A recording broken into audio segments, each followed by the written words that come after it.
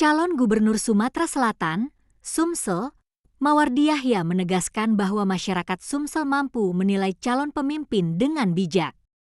Masyarakat kita tidak bodoh. Mereka bisa melihat hasil debat, baik langsung maupun di televisi, ujar Mawardi usai debat publik kedua Pilgub Sumsel 2024 di Hotel Novotel Palembang. Dalam debat antara Cawagup Sumsel, yakni Cik Ujang, Rizky Aprilia, dan Anita Noeringhati, Mawardi percaya masyarakat dapat menentukan pilihan berdasarkan kualitas dan program yang ditawarkan. Saya yakin masyarakat cerdas dalam memilih siapa yang terbaik.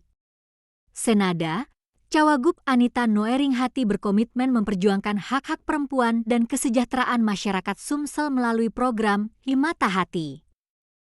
Sumsel punya kekayaan alam yang besar, ini bisa kita manfaatkan demi kesejahteraan bersama.